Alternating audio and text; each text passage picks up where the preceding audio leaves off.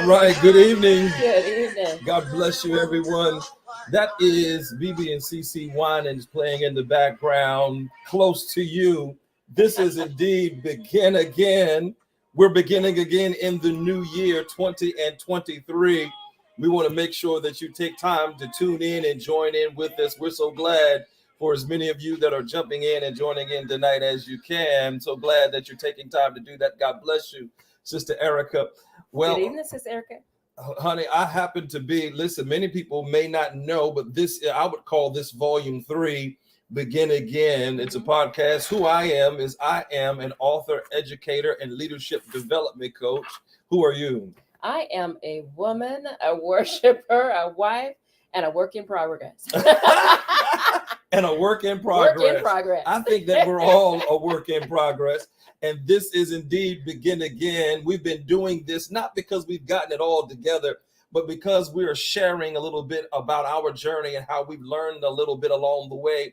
You know, begin again, second time or next time around relationships are different. So we say it this way. It's a very much needed conversation about necessary endings, but also new beginnings. And so as we begin tonight, God bless you, Brother Vic. Thank you for tuning in.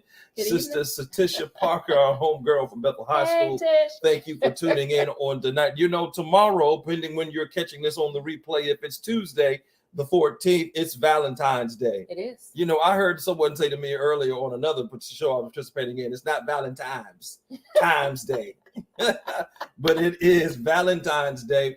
And, you know, many people, when they come together in Begin Again or next time or second time around relationships, so many people come together for some of the wrong reasons. And many people come together with the idea that things are going to be better without necessarily having done the work to make it better. And a lot of times, many people miss the opportunity to engage in a begin again next time or second time around relationship because of a previous past and a distant history that they sometimes make present with the current person that they're thinking about engaging and getting involved in the next time or second time around relationship with.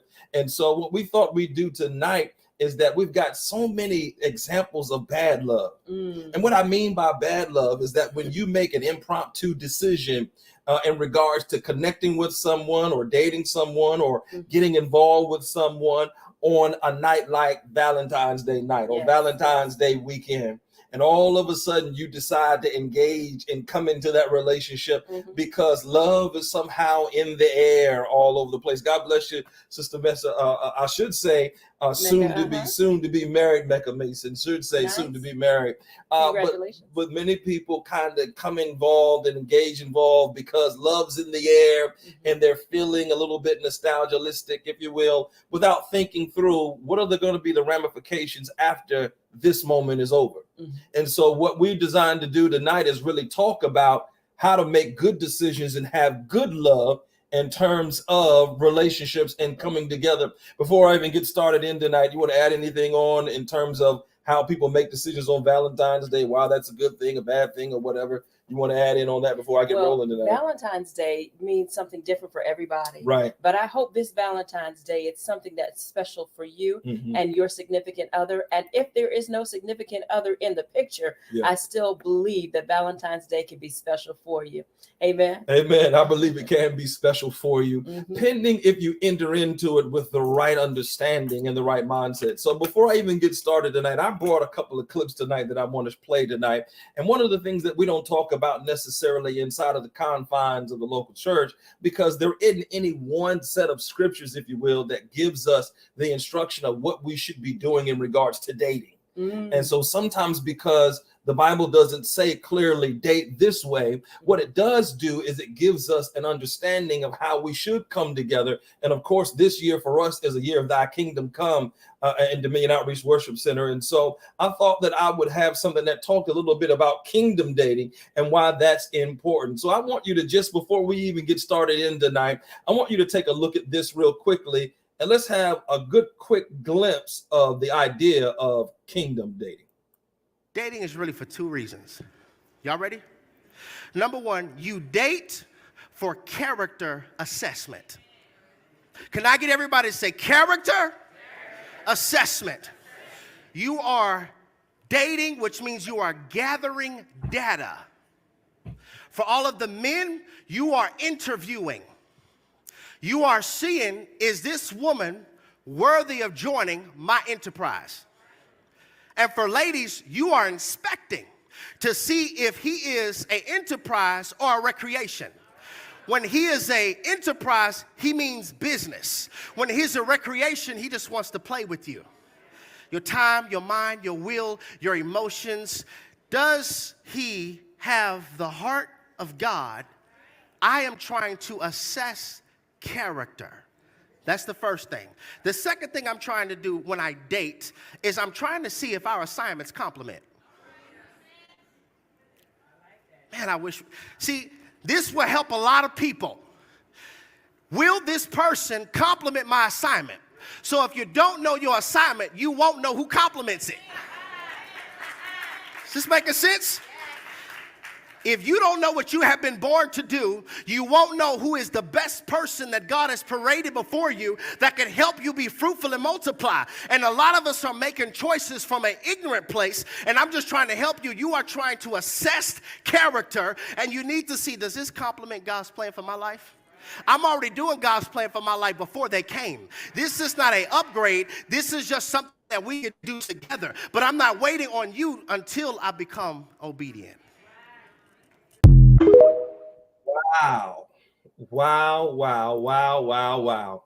He talked about two things you need to be looking at in terms of dating. And if you're going to do it from a kingdom perspective, he talked about assessing character. Yes. And then, does this person complement my assignment? That's good. And I'm trying to tell you, if we went into the idea of dating with those two factors as our lens, we would experience what I call good love and not necessarily bad love experiences where you bring those previous moments over into this new moment. So let's dive right in on tonight. And so if people are looking for good love tonight, I brought a couple of P's tonight. I'm not sure what your alliterations are tonight. What are you using tonight in terms of your first letters? Well, I'm going to use the word good. Good. Good. I'm going to take those and do that. All right. Well, I'm going to start with you tonight then and let you take the first crack at the good, and then I'll come behind you with my P's. So good love tonight. Jump right in. Go ahead. All right. Good love. So the first thing you need is some grace. Do you have the grace to enter into what you're entering into? We understand that grace is God's unmerited favor, but you need grace. Do you have the grace to handle the relationship? Are you in a season of life where you are able to take someone else on into your life, to add them into your life, and then to grow together with that person? You know, on the radio last week, I made reference to Matthew 16, where Jesus was asking the disciples, who do you say that I am? And, you know, our brother here referenced it a little bit, not the scripture, but just that whole concept of knowing who you are. And Peter begins to say, you know, you are the Christ, the Son of the living God. He accurately identified who Christ was. And Christ said, at the end of that, I'll give you the keys of the kingdom. You know, I'll give you that access. And a lot of times we enter into relationships with people, and when we ask them, you know, when we're with them, do we even ask ourselves, do they know who I am? Do you know who you are before you get into that relationship? And is the person that you're with or potentially dating or potentially marrying aware of who it is God created you to be, what you are created to do, and how you're going to do it? Before you give that key, that access to a long-term relationship or to a binding relationship, you want to make sure that person knows who you are. And that takes some grace from the living God. It takes some patience to learn who you are. And it just, you know, it takes some grace in our movements, some time, the time it takes to really get to know the person and for that person to get to know you. I think that is absolutely spot on. Grace. Do you have grace? In other words, I would add another translation to that. Do you have God's favor to even be thinking about dating again? Because you want to make sure that you have an okay from the Lord that said, you know what, you're ready. I can trust you in the presence of another person. And particularly on the side of ladies, men who find wives find good things and favor from the Lord. So do you have that good thing, favor, to be able to add into someone else's life. I'm going to jump right in with my first one tonight. So we already talked about, do you have grace? My first one tonight is, do you have pure motivation? I love, that is pure in its motivation, is coming into the relationship for the right reasons. And so many times people don't experience good love because they're entering in with selfish desires and not necessarily with a servant's heart to be able to meet the needs of someone else, or complimenting someone else, or actually making sure that they add to the life assignment that someone is assigned to. And we oftentimes enter into relationships that can take good love and turn it into bad love. Like he said, assessing character and do they compliment? Well, that begins with making sure that we've got a pure heart and pure motivations for why we're coming into it to the first place. So if you could take time, like we said earlier on with that clip that we played about kingdom dating, that has to do with the idea of having a pure heart of motivation and entering into relationship with the person that you're connecting with. Come on with your number 2 for tonight. I will. I'm just going to add on. You said you're making reference to that person to compliment you. Yeah. You know, we talk about people adding to your life and people subtracting, or people dividing you up. Yeah. You want to look for a person that's not only going to add something to your life, but it's going to multiply what's already in you. That's so okay. Good. That's what we want to do when we're coming together. Multiply. So my second O is overcome. Have you overcome the areas that got you into bad relationships before? Have you overcome some things that have caused you to either live in self-doubt, to live lower than your standard, or caused you to compromise because you wanted something over a pure relationship? Have you overcome the thing? Have you been able to live a successful single life? Have you gotten to the point where you don't mind being single? It's okay to go to the movies and go out to dinner by yourself. Talk about you it. You don't need something, because when you need something, you become a parasite to the other person, My God, always today. pulling something away. But you want to be in that position where you're adding. So you look for, have I overcome that period of loneliness where I feel like I just got to have somebody because I'm lonely? Have we overcome that, or are we still looking for somebody or someone to cover that deficit in our lives? But just remember, when you're needy and when you're pulling on that other person, you are doing damage to your future relationship, because you want to come in adding and then multiplying. Let me just jump right in on that, because it's the Valentine's Day season, and so many people make decisions to go out on dates that can turn into bad relationships and not experience, quote unquote, good love because of what the motivation is. You mentioned something, you said, I just got to have somebody. And I think about so many people who just got to have somebody that they enter into connections with them in the wrong way, if you will, because we're going to keep it a G-rated show for tonight, that ends up turning into something that you never meant it to turn into, all because they haven't learned how to overcome and really be healed from a previous experience. And let me just add this. Sometimes when people are dating, they wonder why it is that they're dating the same person in a different body. Sometimes the dating of the same person in a different body doesn't have so much to do with them as it does you, because you haven't taken the time to overcome, to be healed, to ensure that you have a pure motivation for why you're entering in this in the first place. It does take sitting still. It takes a season. A season of sitting still. Lord, search me. Search me and know me. And then that self-awareness is going to help you make a better decision. Self-awareness helps us to see ourselves for who we are. And sometimes we have to deal with the man in the mirror or the woman in the mirror before we can deal with anyone else in our lives. Absolutely. We're talking tonight and Begin Again about keys to finding good love, particularly in this in this Begin Again season that we are in right now around Valentine's Day. Many people are starting to make connections and starting to date, and some things that will be good that will be born out of the experience, but oftentimes more than not, what will end up happening will be something that's not too good. You end up with some bad love experiences. You talked about grace, overcome. Here's my second P for tonight: persistence. Come on. I love that is persistent.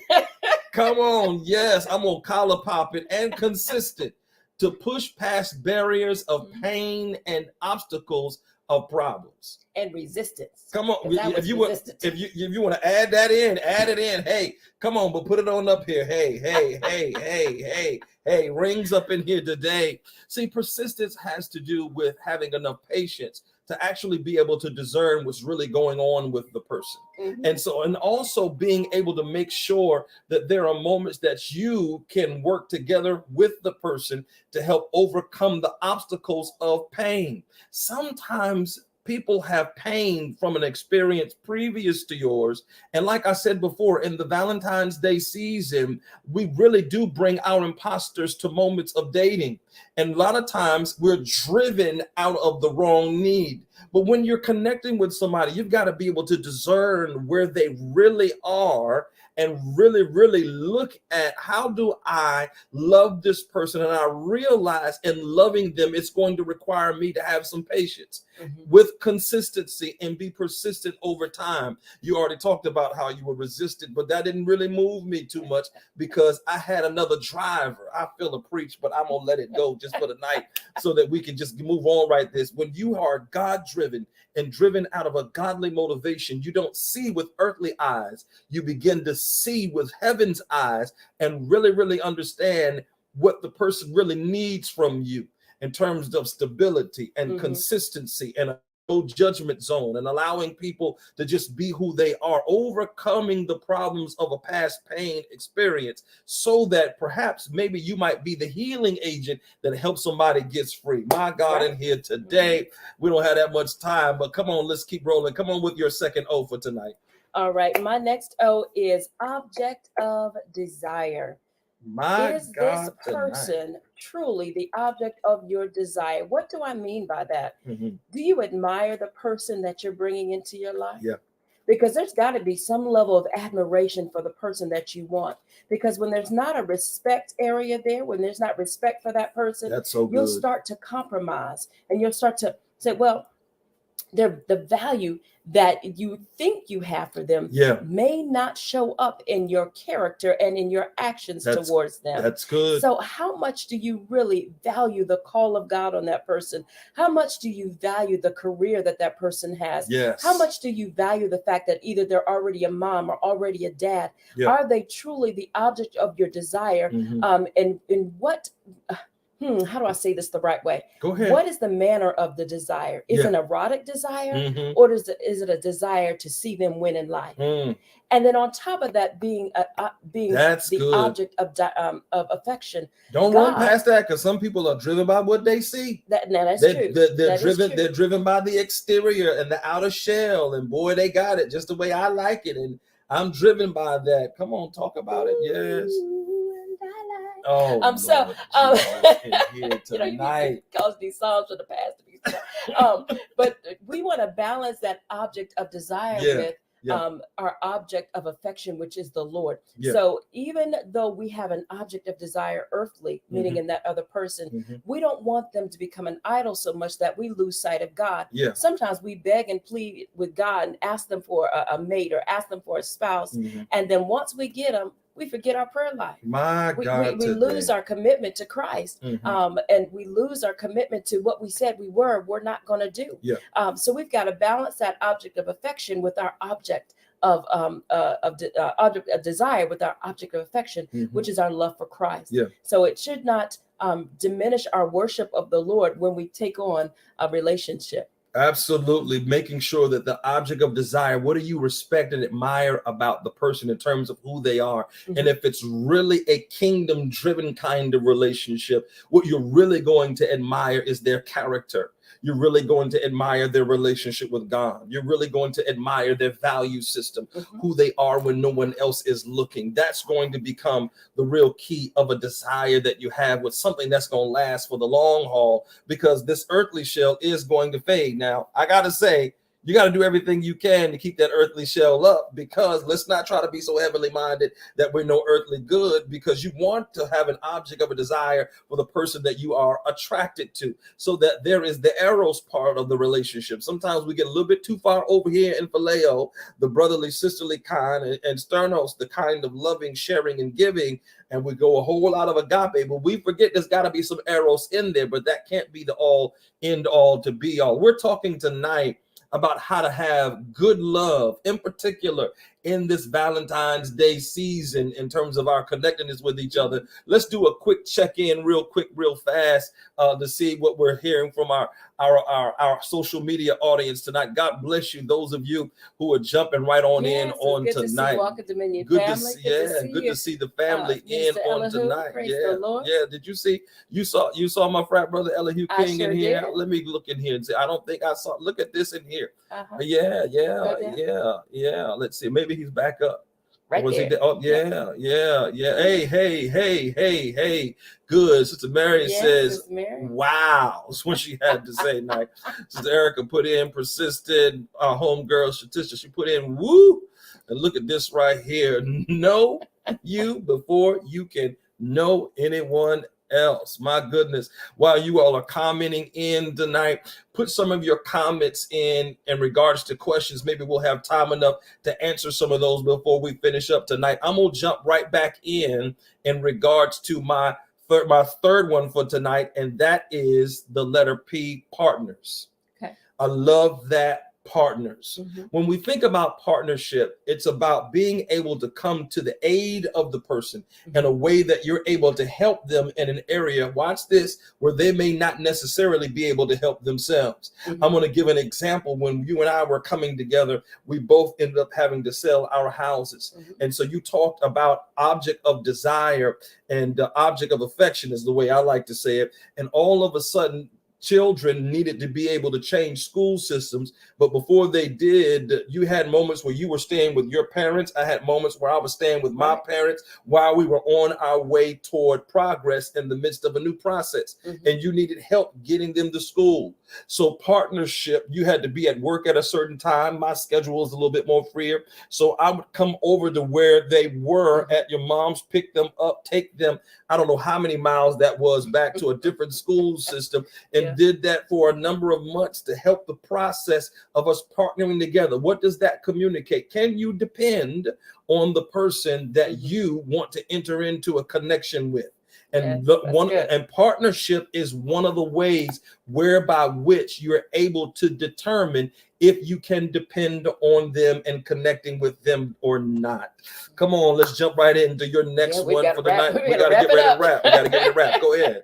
All right, my last one, D. So we had G, O, O, and D. So my last one could be three different ones, but we'll just say them. I'll put them in there. You're going to put them in there? Yeah. Okay. One was what's driving your decision. That's two Ds. Yep. That triple D is what is a deal breaker for you? And have you come to the point where you know what you will and will not tolerate before you enter in? For many of us, once we have gone through traumatic experiences, there's absolutely some things we absolutely will not tolerate ever again. That's good. So what is the deal breaker? As you're making this decision, first determine what is driving my decision. Yeah. And as I determine what's driving my decision, what do I know off the bat is a deal breaker for me? That's so good. Because once that deal breaker is exposed and I see it, then I know I have to make a decision. Yeah. And I'm gonna leave it right there. I mean, you really can't even. I mean, that's just you can land the plane, make the altar call, shut it down, and let's join the church. Come on to Jesus right now. Is there one? Because drivers, deal breakers, and decisions, all of those go in there together. In other words, you have some standards whereby which you are going to be accepting and what you're not going to accept. Because not only do you want to have a long-lasting relationship, but we're talking tonight about how to have good love, which speaks about quality of life in the relationship that you want to be able to have. And a standard should be the floor. That's how I've heard it lately. Yeah. A standard should be the floor. That's the bare minimum. Not the ceiling. Yeah, that's the bare minimum. It should be the floor. You should be building from there and not necessarily entering in from there. Yep. I'm going to give my last one tonight, a little bit more fun. Play. Okay. I love that plays with vacations, travels, trips, recreating new moments, I think is important. So part of having good love is you got to have moments where you're able to play together. Now, I ain't going to say necessarily who won the bowling experiences between us, or maybe who won in the games of Galaga, Miss Pac-Man, and all of that. Okay, video games are my thing. Okay, okay, I can do bowling and I can do basketball. But we got to have moments where you have fun together, where you play together, where you enjoy each other. That makes for a great and good part of the relationship, and just being able to have good love. So laughter builds intimacy. It's absolutely not just the sexual relationship that right. builds intimacy. Yeah. Laughter builds it as well. Yeah. And I think sometimes we forget that. But if you're arguing all the time, you Yeah. don't want to be close to the person. No, Okay? you're not trying to have no Scarface and frowned all up all the time. My goodness, in here. I'm going to jump back into the comments real quick tonight to see if there's anything else someone's dropping in tonight. I see one of the questions that says, Bishop, you once, let's just put it up on the screen. That way we can see it. Go ahead and read that one right there. Bishop, Erica Cox says, Bishop, you once said we often fall in love with talent and not character. That's so true. Absolutely. We can fall in love with talents and not character, because the character is who someone is when they're not looking. Right. And so it's important to ensure that we have relationships with people that we can trust who they are. Yes. So you not have to worry about someone else coming into the relationship, which is to say this, as we talk about this tonight and prepare to get ready to close out talking about good love. I brought one more clip tonight that I want to end tonight's gathering tonight. We thank you so much for tuning in to Begin Again. But oftentimes people don't really look at taking time, like we said before. Are you really ready to date and to be engaged in a relationship with someone? Before we move right on, let me just have you, just for a minute, take a quick look at this. I'm trying to prepare you. I'm trying to get people prepared so you don't make the same mistake that your mama made, your grandmama made, your daddy made. I'm trying to save you the drama. I'm trying to save you the drama. I'm trying to save you the drama. I'm trying to help you understand that this is a serious thing. Marriage is a very serious thing, and you need to get married. You need to get prepared for the marriage before you get into the marriage. Amen. And stop making decisions on what people look like to determine who you want to marry.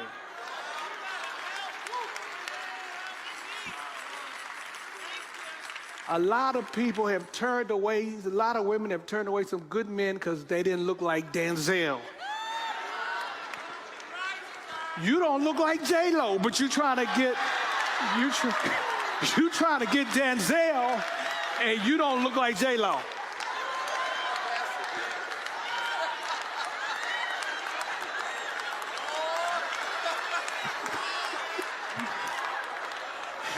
Y'all got me started here today. My God, in here today, Pastor John Jenkins. Listen, I'm not even going to take time to even try to deal with all of what he had to share in regards to that tonight, because sometimes that is so true.